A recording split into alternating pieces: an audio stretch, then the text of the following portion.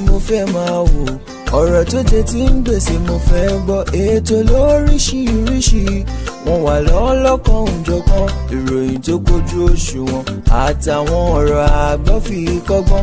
Eré wọlé fún tẹ̀rù tọmọ, tèwe tàgbà ẹ má fi para. Naijiria TV mo fẹ́ máa wò, ọ̀rọ̀ tó jẹ tí ń gbèsè mo fẹ́ gbọ́. Ètò lóríṣiríṣi wọ́n wà lọ́lọ́kan òjọ̀kan, ìròyìn tó kojú òṣùwọ̀n àtàwọn ọ̀rọ̀ àgbọ́ fi kọ́gbọ́n.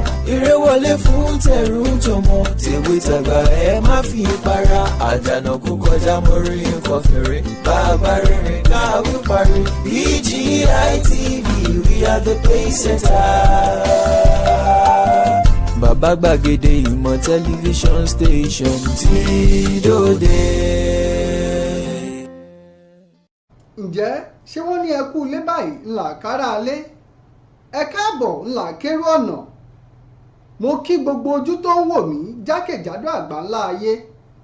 Mo sì kí ẹ̀yin bàbá mi, ẹ̀yin ìyá mi. Mo kí lọ́mọdé, mo kí lágbàlagbà. Mo ṣèbà fáwọn ọkùnrin, bẹ́ẹ̀ ni mo kí àwọn obìnrin. Ǹjẹ́ ẹ bá ń wá nǹkan fìdílé tàbí kẹ́ ẹ fìdílé nǹkan? Lórí ètò wa, ètò yín, ètò ọ̀rọ̀ tó ń lọ.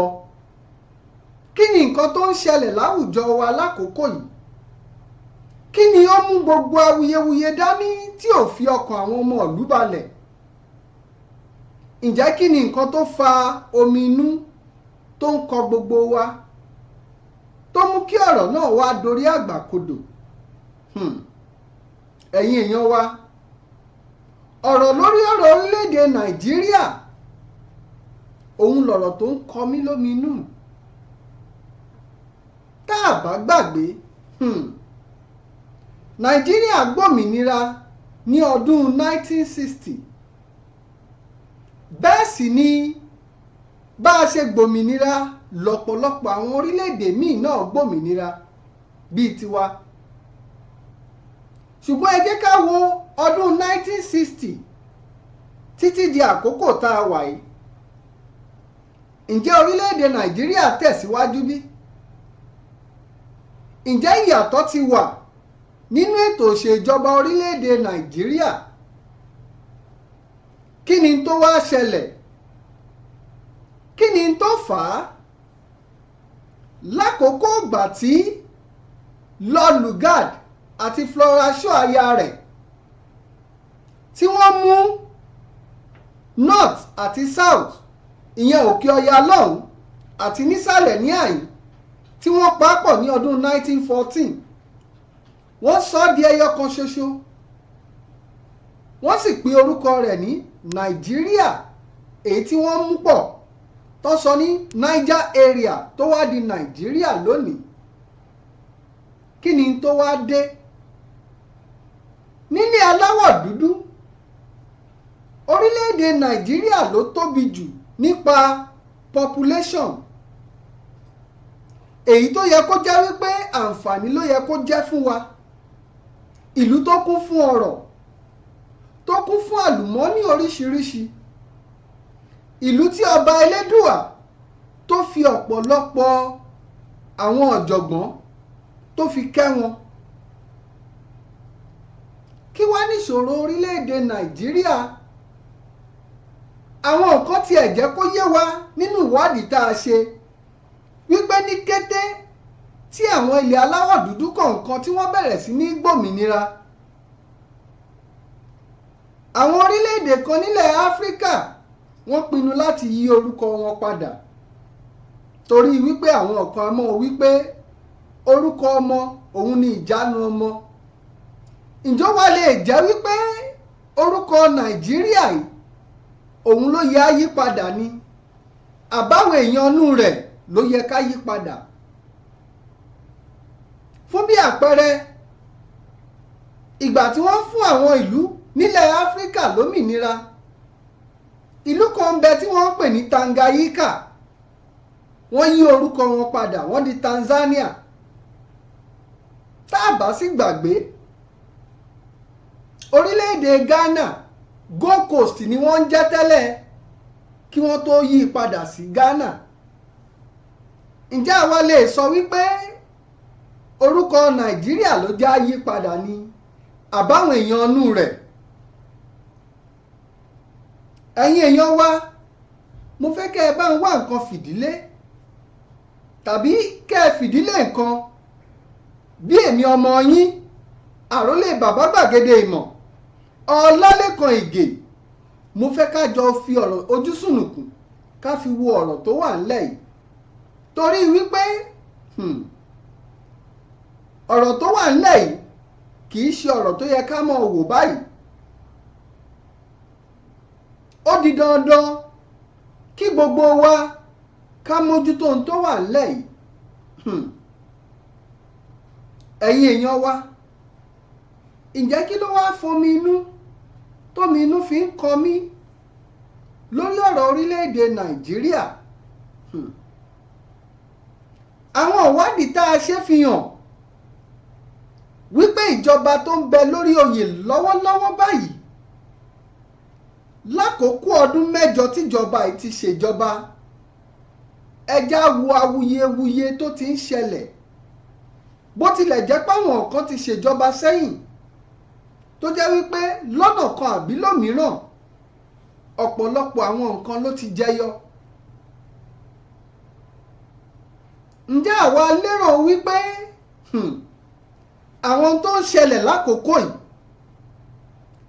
ṣé a lè pè ní bóyá bíi script, ìyẹn àwọn àkọsílẹ̀ tí àwọn kan tí wọ́n gbìmọ̀ pọ̀ láti fẹ́ ṣe tàbí láti múṣẹ lórí àwọn ẹlòmíràn? ẹ bi mí pé kí ni ìtumọ̀ tí mò ń gbèrò láti sọ. ní ọdún 1945 nǹkan kan ṣẹlẹ̀ nílùú Russia èyí tó mú kí arákùnrin kan tí àwọn èèyàn mọ̀ sí George Orwell ó kọ ìwé kan, ó sì pe ìwé náà ní Animal Farm. in tó ṣẹlẹ̀ nínú Animal Farm kí ló fi yàtọ̀ sí in tó ń ṣẹlẹ̀ lórílẹ̀‐èdè Nàìjíríà lọ́wọ́lọ́wọ́ báyìí? wọ́n ṣòfin torí wípé ìgbà tá a fi gba òmìnira fórílẹ̀‐èdè Nàìjíríà, ǹjẹ́ èrò táwọn bàbá wa ní, èyí ń Chief Ọbáfẹ́mi Awólọ́wọ̀, Sàdáúnà tìlú Sókótó, Dr. Nnamdi Azikiwe àti Tafawa Balewa, ǹjẹ́ èrò tí wọ́n ní lákòókò ìgbà náà òun náà sì ni tó ń ṣẹlẹ̀ lákòókò ìbí? ẹjẹ́ rọra ṣe àfiwé ráńpẹ́ yìí.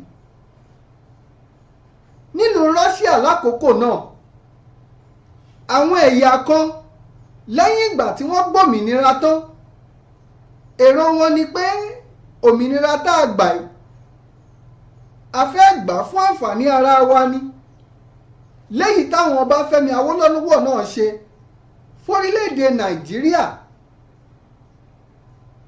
ṣùgbọ́n lẹ́yìn ìgbà tí wọ́n gbòmìnira tán, àwọn kan wá kóra wọn jọ, wọ́n sọ wípé àfi ká tún àlàkalẹ̀ kọ.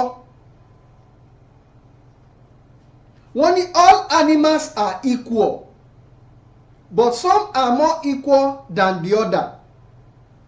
ó dá mi lójú pé èbó tí mo sọ ń yé gbogbo wa. ẹ já wo orílẹ̀-èdè Nàìjíríà lónìí, ǹjẹ́ bọ́rọ̀ ti rí kọ́ yìí? àwọn ẹ̀yà kan ni wọ́n ríra wọn gẹ́gẹ́ bí aṣáájú, àwọn náà fira wọn sípò, àwọn lolùdarí.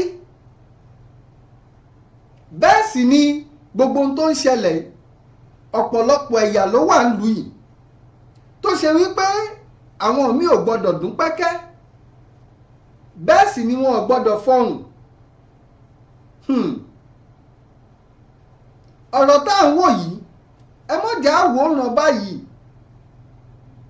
ọ̀pọ̀lọpọ̀ ohun ló ti ṣẹlẹ̀ lórílẹ̀‐èdè Nàìjíríà láàrin ọdún 8 tá a ti ń lò yìí. lóòótọ́ ìjọba yóò tó kẹnubọ́pọ̀, ṣùgbọ́n kí ni àwọn àkọọ́lẹ̀ rere tá a fẹ́ kọ́ọ́lẹ̀ tàbá a fẹ́ rántí nípa ìjọba tó ń lọ yìí?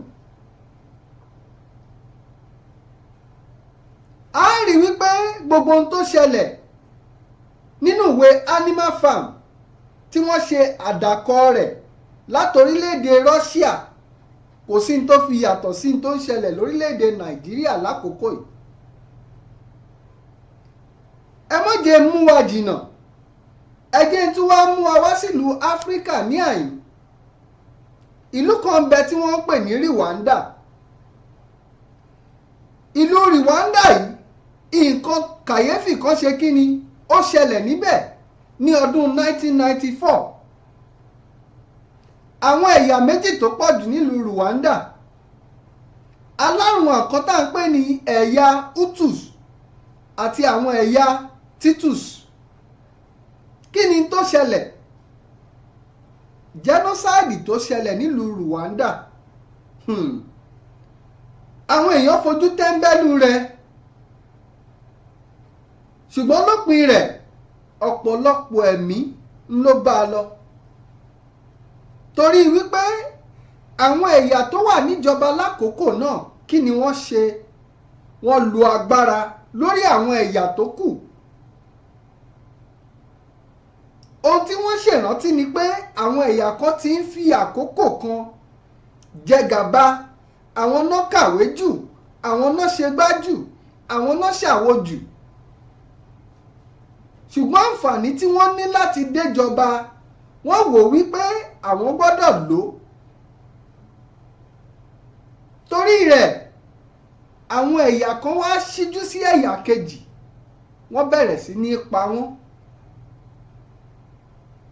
ọ̀rọ̀ náà di wàhálà débi wípé ìgbà tí ó tàkókò kan gbogbo àwọn àjèjì tó ń gbé lórílẹ̀‐èdè Rwanda wọ́n pàṣẹ fún wọn kó forílẹ̀‐èdè àwọn lẹ̀.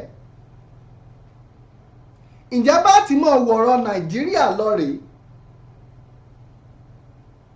ọ̀rọ̀ Nàìjíríà ò ṣeé wò ó ràn, torí wípé láàrin ọdún mẹ́jọ yìí àwọn ọmọ ti da láìní baba, àwọn ìyàwó ti da láìlọ́kọ, àwọn ọkọ ti wá dopó ilé. bẹ́ẹ̀ sì ni ọ̀pọ̀lọpọ̀ èèyàn ló ti pàdánù nǹkan ní wọn. kí ni tó wá ṣẹlẹ̀? ẹ̀yin èèyàn wa à ń pè é lọ́wọ́ ẹ̀ ṣùgbọ́n láàárọ̀ nú. ṣé báwọn bàbá wa ni wọ́n bọ̀?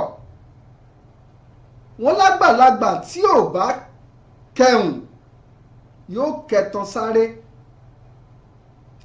eléyìí ló wá fẹ́ mú mi wọnú ọ̀rọ̀ awuyewuye owó tíjọba àpapọ̀, èyí ìjọba tó fẹ́ kó gbá wọlé tí wọ́n ní wọ́n yá.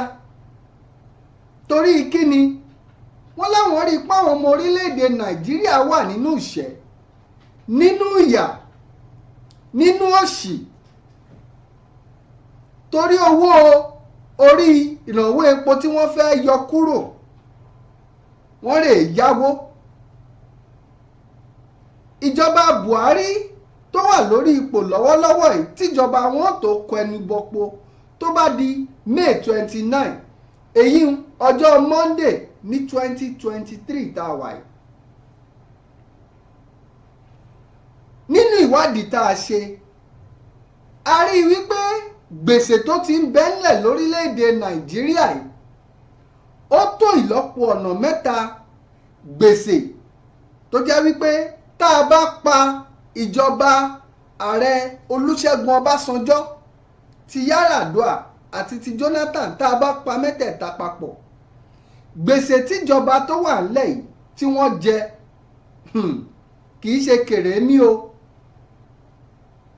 tẹ́yìn èèyàn wa ò bá gbàgbé, ní ọdún 2005 lákòókò tí ààrẹ Olúṣẹ́gun Ọbásanjọ́ wà lórí oyè, báńkì àgbáyé wọ́n wo ṣàkú ìgbésẹ̀ tíjọba náà ń gbé pẹ̀lú ẹ̀bẹ̀ wọ́n sọ wípé àwọn fi àforíjìn àwọn gbèsè kan torílẹ̀-èdè Nàìjíríà jẹ, àwọn ń ṣàforíjìn rẹ̀ fún wa. Lákòókò ìgbà náà lọ́hùn, owó tí wọ́n ṣàforíjìn rẹ̀ fún wa, owó náà lọ bí 20 billion. Èyí nínú oṣù keje ní 2005. Ṣùgbọ́n ó wá yanilẹ́nu pé tá a bá ní ká wo ṣàkún, lẹ́yìn ìgbà tíjọba Ọbásanjọ́ forí oyè lẹ̀, wọn ò fi gbèsè kankan lẹ̀ torí wípé gbogbo owó tá a jẹ wọ́n láwọn ti san.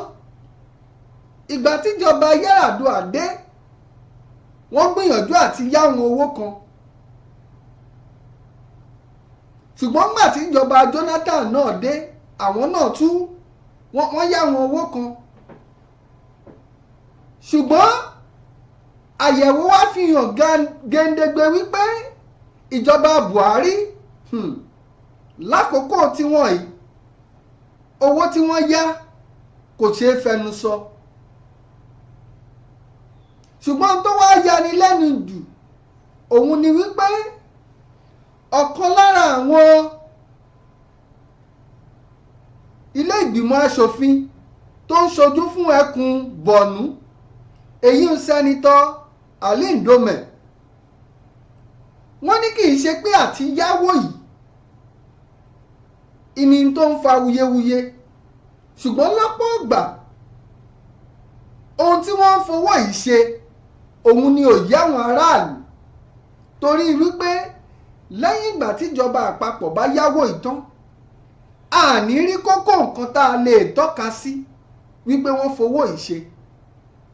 Torí náà owó tí wọ́n fẹ́ yá yìí ó kù díẹ̀ káàtó. Ṣùgbọ́n nígbà tíjọba Buhari ó tẹ̀síwájú, ń tó fi ń yé wa ni pé owó táwọn fẹ́ yá yìí, àwọn fẹ́ fún àwọn ọmọ Nàìjíríà ní 5,000 lórí kọ̀ọ̀kan. Táwọn bá tiẹ̀ wá lè ṣe fún bóyá bíi oṣù mẹ́fà níwọ̀nba kété tó sì kù táwọn tíjọba wọn ó lọ, ǹjẹ́ bò ni ó ṣe wá ṣeé ṣe?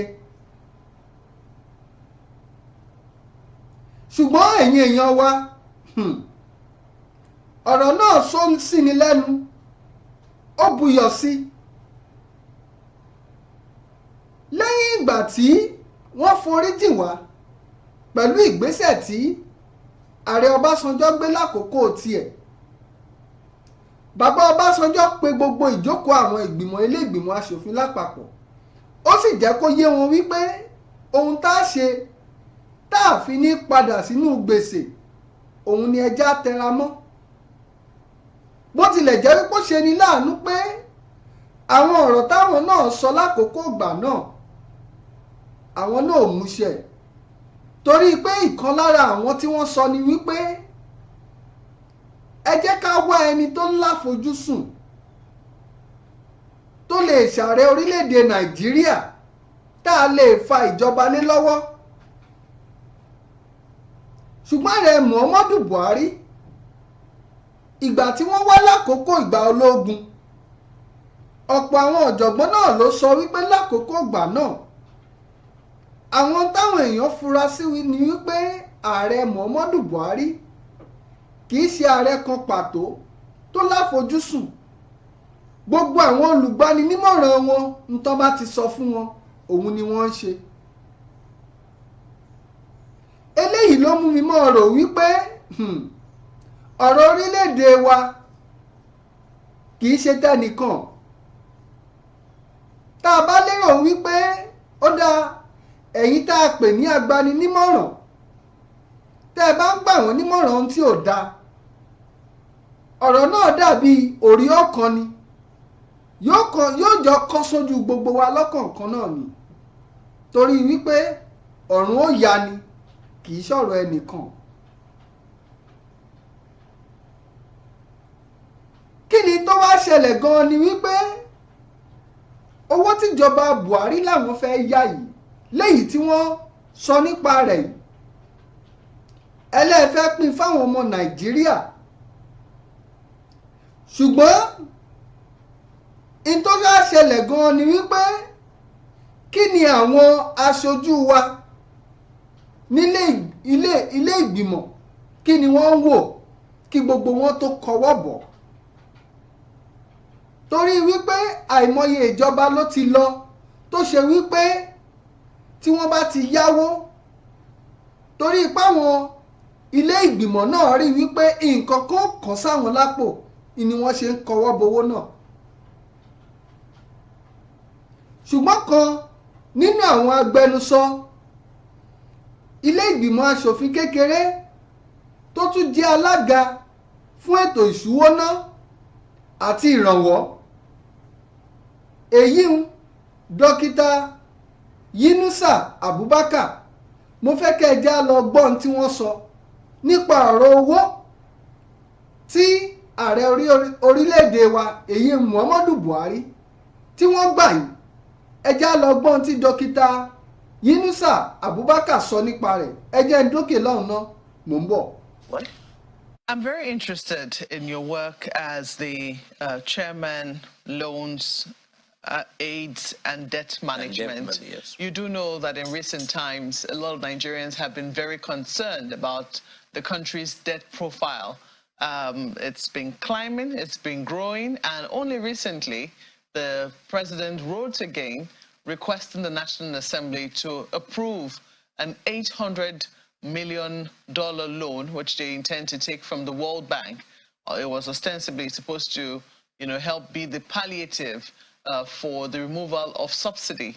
We've been told that that has now been left to the incoming administration. However, the Ninth Assembly is still being asked to approve this loan. That is one major loan. Then there's also the major, I don't want to say scandal, but I can't find another word to use for it.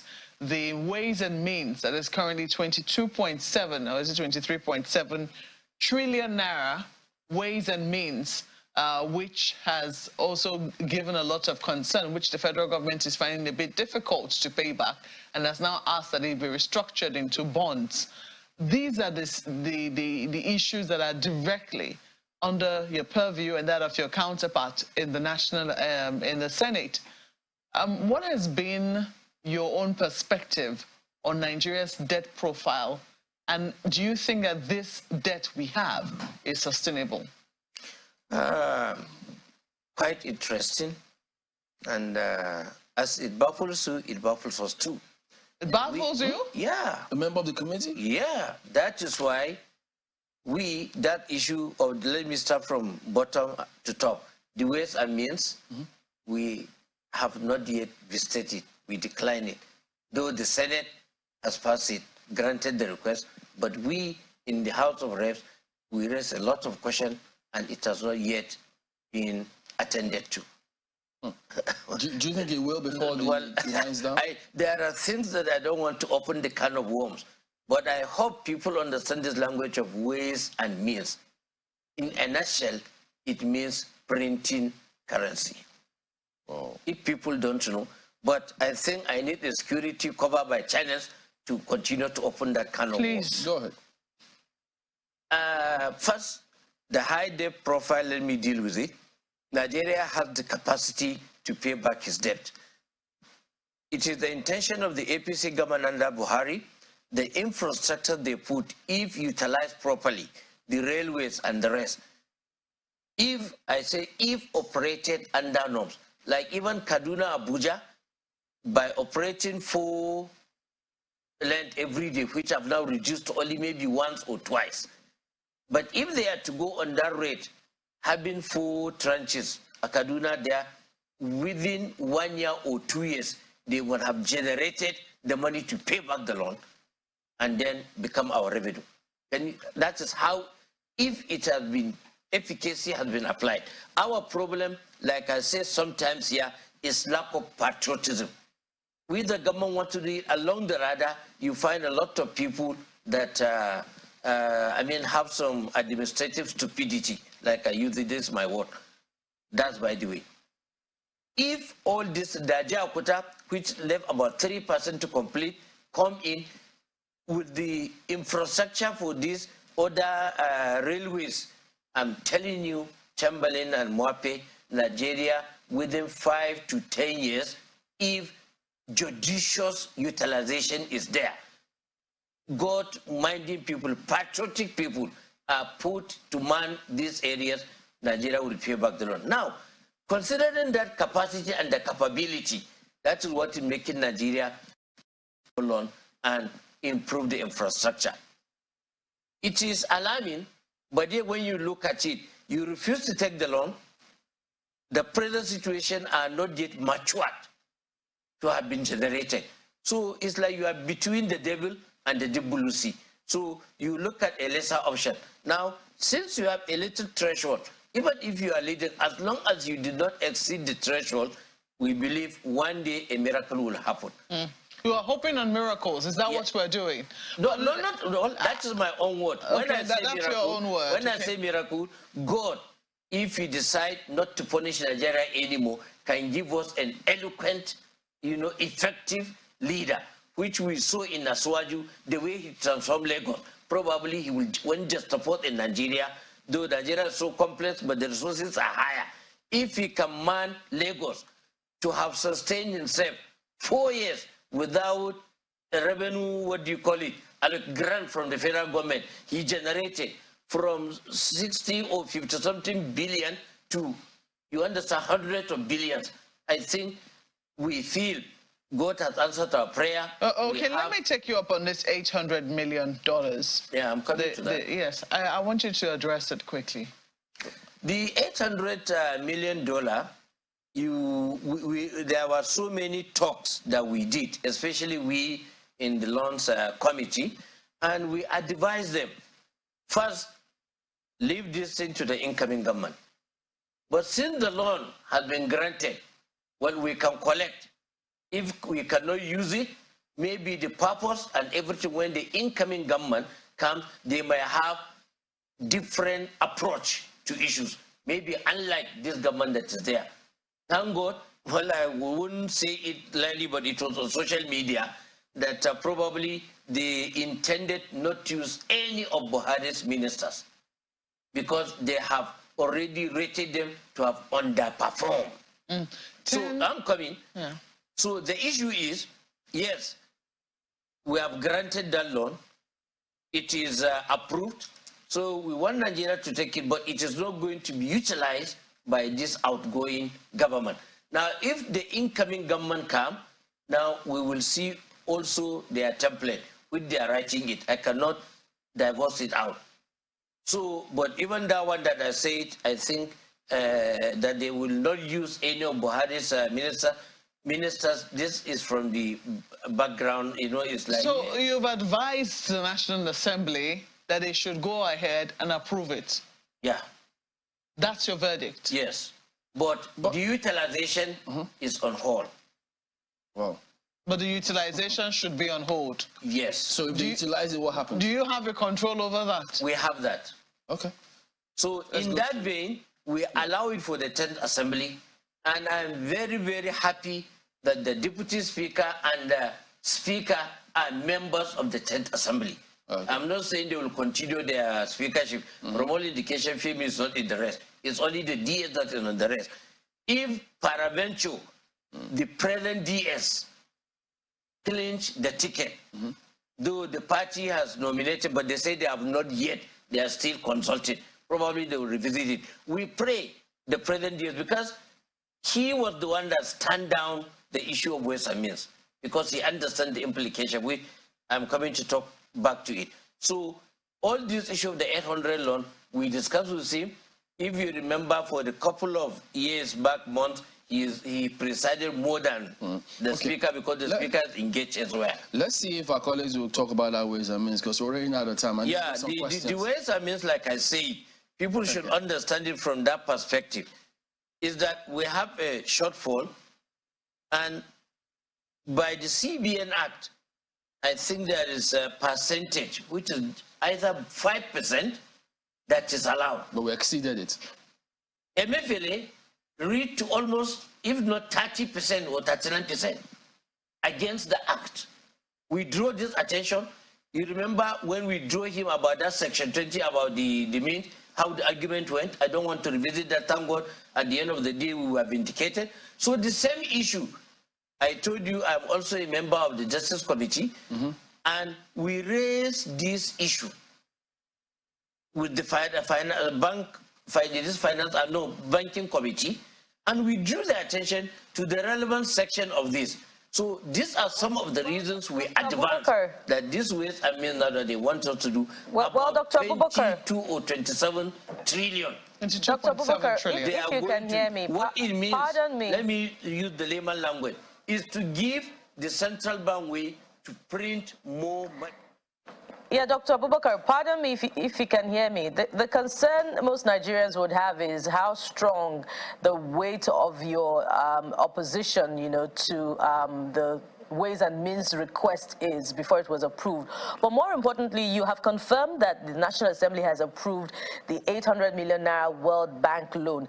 I'd also like to know if you also endorse the approach the federal government would rather adopt in disbursing this loan, i.e. the distribution of 5,000 naira each to a number of households. Well, thank you very much for the interjection. Regarding the 800, we told you the implementation is on hold. That is the directive we gave the executive.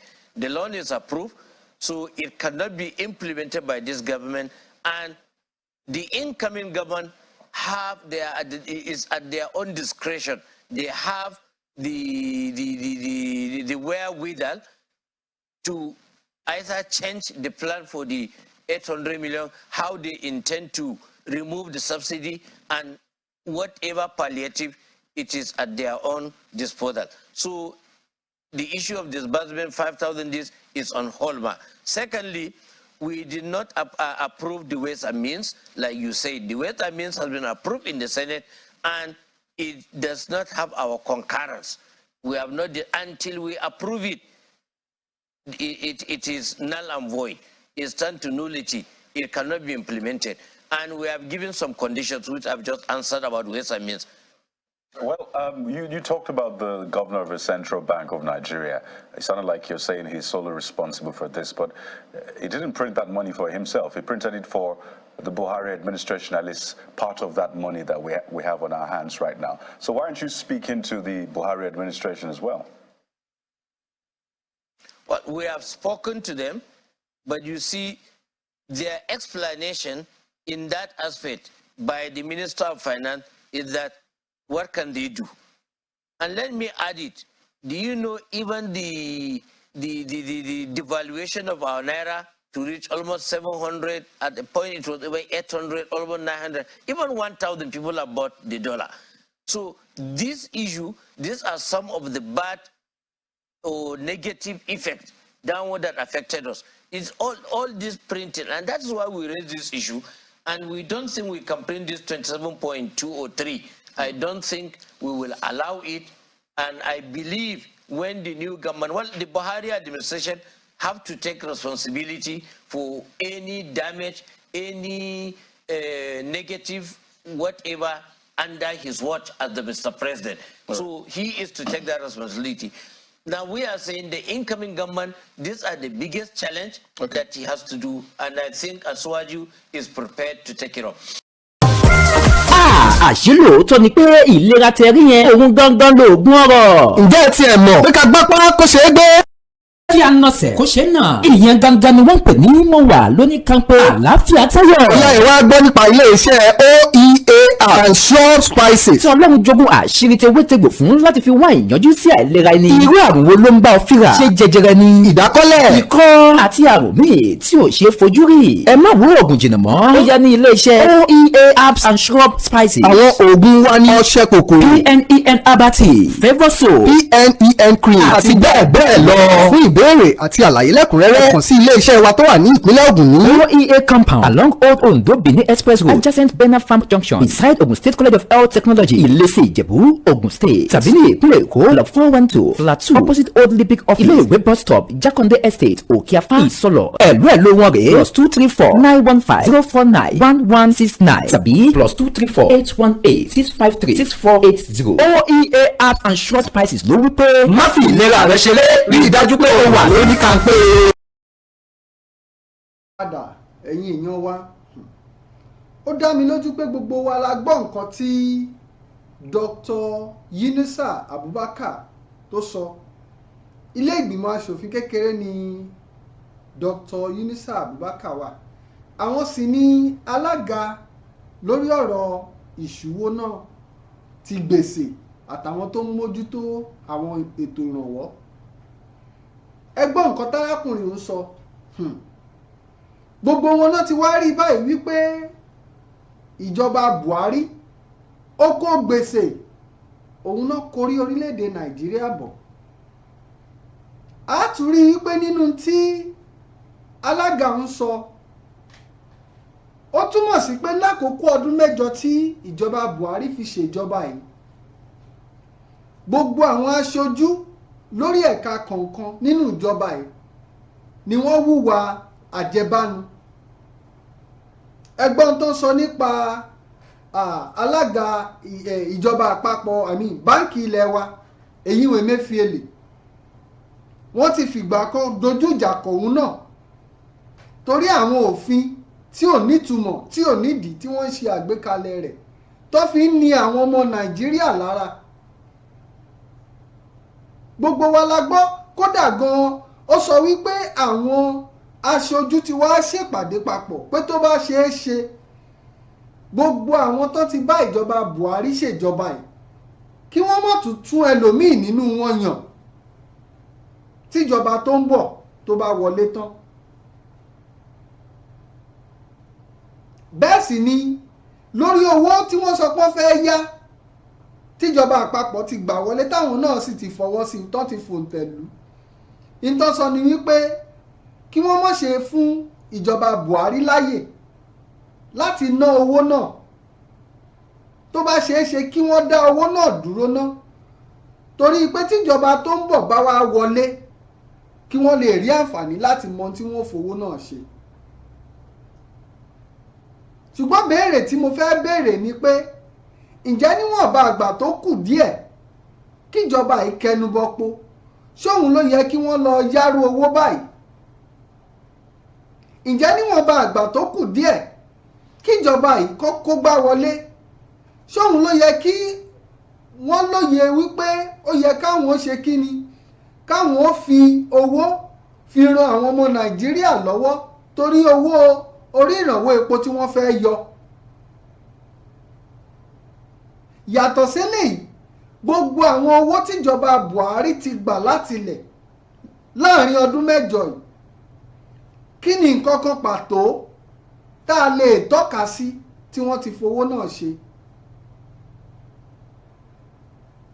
Mo fẹ́ rán wa létí nǹkan kan ní ọdún 1966 sí ọdún 1975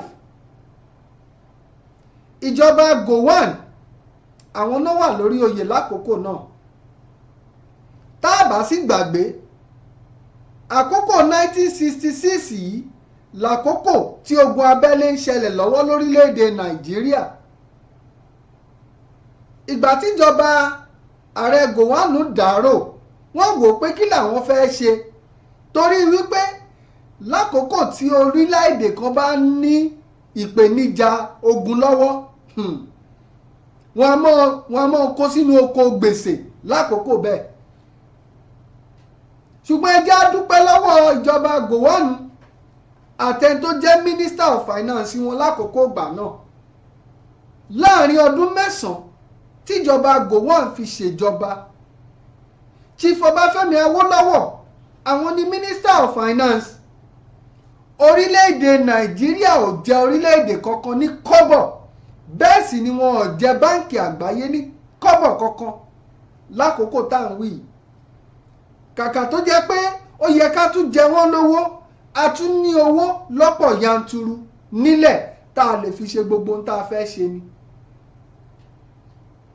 Kí ló wá dé tó wá jẹ́ wípé àwọn ìjọba tí wọ́n ń bọ́ sórí ipò lákòókò yìí àjẹbánu ìṣòwò ìlú mọ̀kùmọ̀kù àbẹ̀tẹ́lẹ̀ ká mọ̀ sọ ohun ìjọba di tara ẹni ká balẹ̀ ìjọba jẹ́ ká wá mú gbogbo àwọn ọmọ orílẹ̀-èdè ká wá kó wọn sínú hílà ìlò ohun làwọn fi ṣàyò.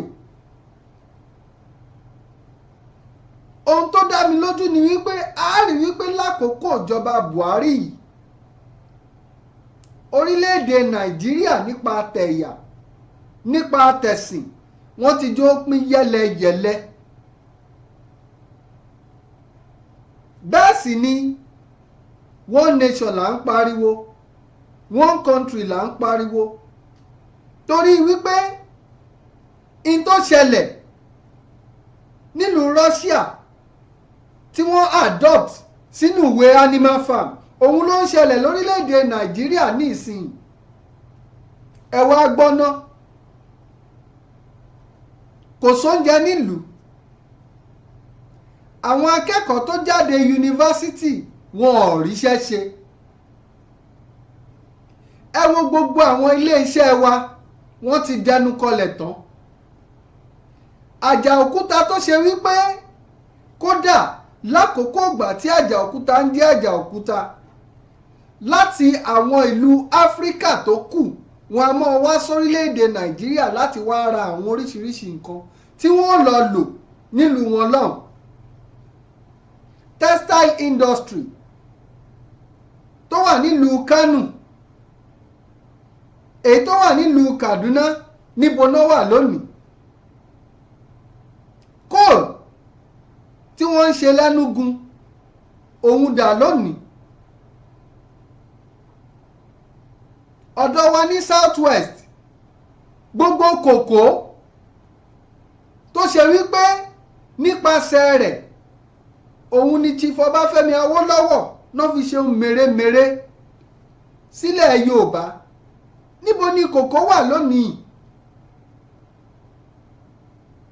nítorí pé olóko ò lè roko mọ́.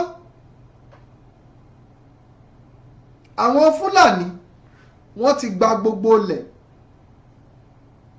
wọ́n ti sọ àwọn ọmọdé aláìní baba. wọ́n ti sọ àwọn ìyàwó ilé wọ́n ti sọ wọ́n dopò ọ̀sán gan. wọ́n ti sọ àwọn ọkọ dopò ọ̀sán gan. ẹlòmíì wọ́n ti sọ di aláàbò ara. mo wá fẹ́ kí ọ̀rọ̀ tí ìkan lára wọn sọ ìyún Aliu Ndume sẹ́nítọ̀ tó wá láti ìpínlẹ̀ Borno. wọ́n sọ wípé owó tí wọ́n ń gbà yìí kì í ṣe pé àti gbé ìyàwó ló ṣòro àti gbéyàwó ò nira ṣùgbọ́n owó ọbẹ̀ ló ṣòro. owó tí wọ́n ń gbà yìí kì í ṣòun nìṣòro wọn ṣùgbọ́n wọn lè tọ́ka sí nǹkan kan tí wọ́n fowó yìí ṣe torí wípé wọ́n ná nínàkúnà ni. tá a bá gbàgbé láìpẹ́ yìí gómìnà kan fi ẹ̀sùn kan alága EFCC ìyẹn Gbaaa Màtàwálì. ó ní alága EFCC wọ́n ní kóun ó sanwó kọ́bẹ̀ kan nínú ìjọba tá a wà yìí náà ni. tí Ọbáfẹ́mi Awólọ́wọ̀ bá jẹ́ alájẹbánu láàrin ọdún 9 tí ìjọba Gowon ṣèjọba ǹjẹ́ yóò rọgbọ fórílẹ̀-èdè Nàìjíríà bí? kò ní lè rọgbọ. kódà gbèsè tá a bá jẹ kò bá kọjá sísọ. ṣùgbọ́n torí wípé wọ́n mójútó ohun tó yẹ kí wọ́n mójútó wọ́n sì fi òótọ́ ọnú wọ́n fi ṣèjọba náà lákòókò ìgbà náà. ṣùgbọ́n tá Aliu Ndume sọ yìí ǹjẹ́ òótọ́ wà ń bẹ̀ bí? ẹ jẹ́ ká lọ yíká orílẹ̀-èdè Nàìjíríà ká wo gbogbo ibi tí ó yẹ kí ìjọba ó ti mójútó tí wọn ò mójútó. eléyìí ló fẹ́ mú wa rìnrìn àjò kan lọ sílùú Oǹdó lágbègbè kan tí wọ́n ń pè ní Ayétòrò lágbègbè àwọn ará Ìlàjẹ. ẹni bá débẹ̀ yóò bomi lójú. tá a bá sì gbàgbé ìlú Oǹdó ń bẹ lára ibi tí a ti ń rí epo èyí tó jẹ́ ọ̀rọ̀ tí orílẹ̀-èdè Nàìjíríà fi ń ṣọ̀rọ̀. ẹ jẹ́ á dèlú Oǹdó ká lọ wo ohun tó ṣẹlẹ̀. owó tíjọba ń gbà kí ni wọ́n fi ń ṣe? irú àwọn tó wà lágbègbè ṣé kò yẹ kíjọba ó ti wá nǹkan ṣe sí àwọn agbègbè báyìí? àwọn ọmọ ilé ẹ̀kọ́ tó ń wáṣẹ́, kíjọba ó dáṣẹ́ sílẹ̀ lọ́pọ̀ yanturu, kóúnjẹ wà nílùú.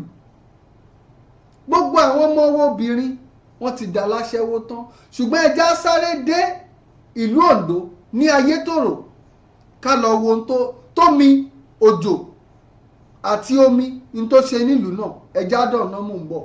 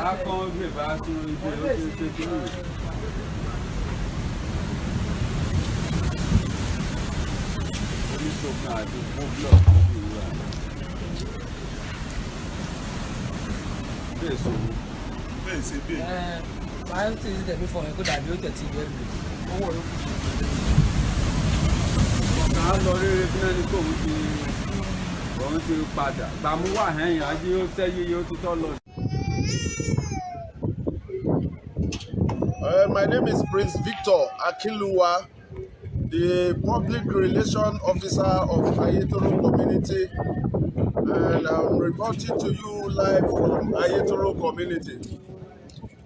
It is happening presently now. The disaster, the sea surge is causing to our community. And we have been calling on the government of the day to please come to our aid and help us out, because this is beyond what we can do on our own. Our people have been running helter-skelter. You can see some of them packing their loads. I don't know which destination they are heading to right now.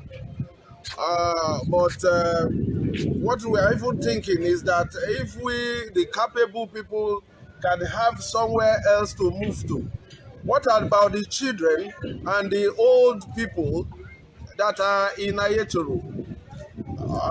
This is a sad situation. It's very, very disheartening. We still call on the government of the day. We call on President Buhari, and we call on Governor Rotimi Akeredolu. We call on the international communities to intervene for us, because this situation is out of hand entirely, and this is what we cannot cope with. Ayetoro community is a place that must not go into extinction. It's a tourist attraction to the whole nation, and it's one of the goods that is laying the golden egg for the whole nation in terms of oil. Please come to our aid, help us. God help you if you can help us. Please, thank you. ọ̀tún báyìí ṣóun lọ́jọ́ ń yọ. òkálẹ̀ ṣóun lè ṣùmàrè ń tàn. àtúntì gbé dé ètò kan àrà ọ̀tọ̀ tí yóò máa ń nílẹ̀ tì. kọ́ yín lẹ́kọ̀ọ́ nípa ọ̀nà àti wá ìyanjú sí àìlera ara wa. gbógun ti àìsàn lọ́nà tó tún yà lára ọ̀tọ̀ tí a pè ní ìlera lóògùn ọ̀rọ̀. ìlera lóògùn ọ̀rọ̀ lètò tí yóò máa bá fẹ́fẹ́ ṣọ̀rẹ́ lórí ìkànnì bàbá gbàgede ìmọ̀ TV. tó bá ti ń di gbogbo ọjọ́ Tuesday àti Friday nínú ọ̀sẹ̀ ẹ máa pàdé dókítà Taofik Alani aláṣẹ àti olùdarí iléeṣẹ́ tọ́jú ara rẹ herbs and prophetic medicine lórí ètò ìlera lóògùn ọ̀rọ̀. ó yẹ wá fojú gbọ́ ni àwọn àṣírí tí ń bẹ ní tewétegbé lẹ́wà ọ̀nà ogun là ń gbà po àwọn egbògi pọ̀ láti di oògùn. ó yẹ ẹ wá gbórúkọ tí àwọn àìsàn ń jẹ́ pẹ̀lú àmì tí yóò máa fún wa tó bá wọ̀ wá lágbo ara tán. gbogbo ẹ̀ ó dorí ètò ìlera lóògùn ọ̀rọ̀ pẹ̀lú dókítà Taofik Alani ní gbogbo ọjọ́ Tuesday àti Friday láti aago 10 àárọ̀ títí di 11 àárọ̀ lórí ìkànnì bàbá gbàgede ìmọ̀ TV. ìwọ ní ìbéèrè lẹ́yìn ètò o lè pe dókítà Taofik Alani aláṣẹ àti olùdarí iléeṣẹ́ tọ́jú ara rẹ herbal and prophetic medicine lórí 0803-836-0331 0803-836-0331. ètò ìlera lóògùn ọ̀rọ̀ tó sẹ̀ yìí kò ṣeé má wò ní. ẹ káàbọ̀ padà ẹ̀yin èèyàn wa. ó dá mi lójú pé gbogbo wa la rí n tó ṣẹlẹ̀ lágbègbè Ayétòrò nílùú Ìlàjẹ nílùú Ondo State. gbogbo ibi tó yẹ káwọn ìjọba àpapọ̀ kí wọ́n mójútó leléyìí. aṣáára àwọn orílẹ̀-èdè tó ṣe wípé tí ìpèníjà bá dé bá àwọn agbègbè kan nílùú wọn lọ́hùn wọ́n kó àwọn èèyàn kúrò ńbẹ̀ wọ́n lọ ṣètò ibòmíì fáwọn èèyàn tí wọ́n kó wọn sí. ṣé bá lọ́mọ orílẹ̀-èdè kan náà ní gbogbo wa àwọn èèyàn wá ń kó ẹrù wọn fi ilé wọn lẹ̀ wọ́n ń fi orísun àwọn baba ńlá wọn lẹ̀ níbo ni wọ́n fẹ́ lọ. ẹ jẹ́ ká tiẹ̀ wò ó tó bá ṣe wípé n tó ṣẹlẹ̀ ní agbègbè Ayétòrò yìí ìjọba àpapọ̀ irú owó tí wọ́n ń gbà tí wọ́n bá lò bó ti tó àti bó ti yẹ ṣerú nǹkan báyìí ààyìmọ̀ rí lórílẹ̀‐èdè Nàìjíríà lákòókò yìí. kì í ṣerú eléyìí nìkan nípèníjà tá a ní lórílẹ̀‐èdè yìí o. ó sì dá mi lójú pé t'Ayétòrò yìí nìkan kọ́ torí pé eléyìí la rí tá à ń wí. ọ̀pọ̀lọpọ̀ ohun ló ń ṣẹlẹ̀ níbòmíì tó tún ju tẹ́lẹ̀ lọ. ẹ wá wò bí natural disaster èyí tó wá látọwọ́ Elédùà bó ti ń ṣẹlẹ̀ bẹ́ẹ̀ náà ní tọwọ́ àwọn ẹ̀dá ènìyàn náà ń ṣẹlẹ̀. tẹ́ ẹ bá wá sí agbègbè Ayétòrò nípínlẹ̀ Ògùn àwọn Fúlàní ti lé àwọn èèyàn kúrò nílé wọ́n ti lé àwọn èèyàn kúrò ní oko ẹni tó ń ṣiṣẹ́ kò lè ṣiṣẹ́ mọ́ ẹni tára rẹ̀ pé ó ti di aláàbọ̀ ara. kí ni tá a wá fẹ́ sọ wípé a lè forí ìjọba ọdún mẹ́jọ ìsọ̀gan. ṣùgbọ́n nígbà tí mo wo ṣàkún ìbéèrè tí mo fẹ́ béèrè ni wípé ǹjẹ́ àwa lè sọ wípé ìgbéyàwó tí Flora Shaw àtọkọ rẹ̀ èyí ń lọ Lugard tó ṣe fún orílẹ̀-èdè Nàìjíríà lọ́jọ́ kìíní àná bí ò bá wọ̀ mọ́ orílẹ̀-èdè lè pín kóníkálùkù ó mọ́ ọ lọ tiẹ̀ lọ́tọ̀ọ̀tọ̀. ogun abẹ́lé tó ṣẹlẹ̀ ní Rwanda òun la mẹ́nu bà hùn a gbọ́dọ̀ finá sórí òrùlé sùn kò ní í dá káwájú ó tó àkókò gbàùn ká tó mọrú ìgbésẹ̀ tá a fẹ́ gbé. torí náà ìjọba tó ń bọ̀ ó kù sọ́wọ́ yín o torí wípé wọ́n ní bó bá kọwájú sí ọkọ ọ̀tá bó bá kọ̀yìn sí ọkọ ọ̀tá bó bá wá kù wọ nìkan kó kó o tún èrò ara rẹ pa. ǹjẹ́ lórí ọ̀rọ̀ tó ń lọ lónìí ẹ̀yin èèyàn wa àdúrà ni ẹja mọ́ gbà torí wípé ìṣòro kan ṣoṣo tó kù torílẹ̀-èdè wa ní òun náà nìṣòro adarí. tá a bá ní adarí gidi gbogbo ohun tó ń ṣẹlẹ̀ yóò ní ṣẹlẹ̀. ṣùgbọ́n mọ̀ràn tẹ́mi fẹ́ mú wá ni wípé bí ìgbéyàwó tó ṣe fórílẹ̀-èdè Nàìjíríà ò bá wọ̀ mọ́ kán jẹ́ kó ní kálukú kó gbá tiẹ̀ kó mọ̀ bá tiẹ̀ lọ. ọ̀rọ̀ mi ò jù báyìí lọ lónìí mo ṣe ládùúà àwa láàmọ̀ wá ẹ̀yin láàmọ̀ bá gbogbo ẹ̀yin ọlọ́gbọ́n olóye ń tẹ́ ẹ bá rí sí ọ̀rọ̀ tó ń lọ tòní ẹ bá wa fi sọ́wọ́ sàlẹ̀ nínú kọ́mẹ́ǹtì lórí BGI television. ẹ̀yin náà mọ̀ àní báwọn ṣe rà tí ò lọ́mọ nú. ǹjẹ́ àrólé bàbá gbàgede ìmọ̀ ń dágbére fún yín wípé ó tún dìgbà míì ó dàbọ̀. èmi ni aláìlúwà ọba dókítà adédọ̀kun ọmọnìyí àṣọlá bọ́lárìn aróyin kẹ́yè kínní ọ̀ràngún ti ìlú òkè ìlá ní ìpínlẹ̀ ọ̀ṣun. ẹ̀yin yan wa mo rọ̀ yín o ẹ máa bá mi wo BGI TV bàbá gbàgede olólùfẹ́ yorùbá ni ó fẹ́ òótọ́ sísọ ó máa fẹ́ràn àwọn ènìyàn ó fẹ́ràn wa nílẹ̀ yorùbá. ẹ máa wo ibi tó yẹ ká máa gbò ní gbogbo ìgbà ibi tá a bá dẹ̀ ti lè ran ilé iṣẹ́ yìí lọ́wọ́ ẹ jẹ́ ká ràn wọ́n lọ́wọ́ wọ́n ń ṣe nǹkan tọ́lọ́run nìkan wá ṣe ni. ojú wa ò ní fọ́ etí wa ò ní di o iléeṣẹ́ náà kò ní dàrú iléeṣẹ́ náà á máa dàgbà sókè. BGI TV ẹ má fi ṣeré ẹ máa wò lóòrèkóòrè. kéré o. ṣèkùlé gbọ́ kó wí fún tòkun káàdó gbọ́ kóró fún bẹ́ẹ̀. kọ̀mọ̀dé gbọ́ kó wí fún àgbààgbà ìlú. pé iléeṣẹ́ oúnjẹ kan tó pójú owó ti wọlé dé kàṣà nílẹ̀ yìí. ǹjẹ́ ẹ̀yin ti gbọ́ tẹ́lẹ̀ àbí ẹ̀yin tiẹ̀ ti ṣe alábàápàdé wọn rí. ó yá ẹ̀jẹ̀ ń gbé yín rìn. kájọ lọ sí iléeṣẹ́ Maso Food Hub. iléeṣẹ́ yìí nìkan ni mo mọ̀ tó ń dáńtọ́ nípa pípèsè ìrẹsì ọ̀fadà tútù àti ìgbín èyí tí wọ́n yan gbẹ kórókóró fún àwọn èèyàn láti rà. gan ni àfíjí ìròyìn ò tá fojúbà. bẹ́ẹ̀ bá bá wọn dòwò pọ̀ lẹ́tọ̀ọ́ mọ̀ wípé iléeṣẹ́ Maso Food Hub fúnra rẹ̀ tí yóò kúta kúrò nínú àwọn ìrẹsì ọ̀fadà wa kí a tó rọ́ sínú àpò fún títà. ìgbín wa ń kọ́ mímọ́ tónítóní náà ló wà kí a tó yọ gbẹ kó sínú ọ̀rá. ṣé ẹ wá rí wípé ìrọ̀rùn ní sísè bá dé báyìí kílẹ̀ tún dúró dè ẹ̀yin ẹ̀ tètè kàn sí Maso Food Hub lónìí fún ìrẹsì ọ̀fadà tútù tòun tẹ́ràn ọ̀gbìn tó kátà mì dáadáa. bí ẹ̀yin bá fẹ́ rọjà wa láti òkè òkun àwa náà ṣetán láti kó ránṣẹ́ sí yín. ẹ tún lè jẹ́ alágbàtà ọjà wa níbikíbi tẹ́ ẹ bá wà. ẹ̀lú wọn rèé 0802-955-3494 0802-955-3494 tàbí 0703-012-4167 0703-012-4167. Maso Food Hub ló wípé ẹ ṣe ìrẹsì ọ̀fadà kí ẹ tún fi ìgbé tó mu ta lé lọ.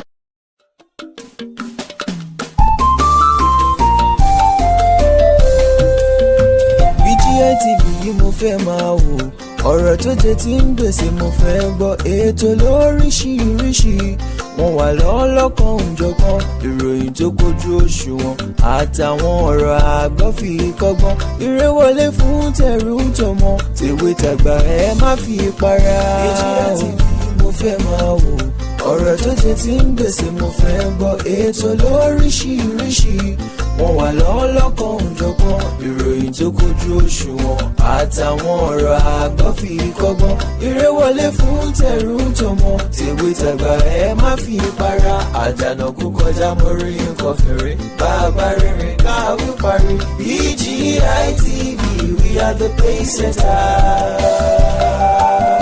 Bàbá Gbàgede Ìmọ̀ tẹlifíṣọ̀n station tí dòde.